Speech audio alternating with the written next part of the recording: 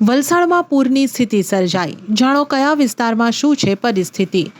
વલસાડમાં અતિભારે વરસાદથી ભારે તારાજી સર્જાઈ છે, જેને લઈને નીચાણવાળા વિસ્તારોમાં કાશ્મીરનગર, તરિયાવાડ, અબ્રામા, તાયવાડ, કૈલાસ રોડ, મોગરાવાડી, છીપવાડમાં સતત પાણીનું સ્તર વધી રહ્યું છે, જેને લઈને આ વિસ્તારના રહેવાસીઓનું સ્થળાંતરણ કરવામાં આવી રહ્યું છે, જેમાં અત્યાર સુધીમાં 150થી વધુ લોકોને શેલ્ટર હોમમાં ખસેડવામાં આવ્યા છે અને તેમના જમવાની વ્યવસ્થા કરવામાં આવી છે।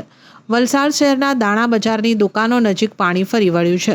આ સાથે અબ્રામાના વાવ ફળિયાના રહીશોએ બોલપેન બનાવતી પેન્ડલ કંપનીમાં આશરો લીધો છે, તેમજ પીચિંગ અને તરિયાવાડમાં ફાયર બ્રિગેડની ગાડી સ્ટેન્ડ બાય મૂકવામાં આવી છે, તેમજ કૈલાસ રોડ ઉપર પાણી સતત વધવાને લઈને લોકોના જીવ તાળવે ચોંટ્યા છે।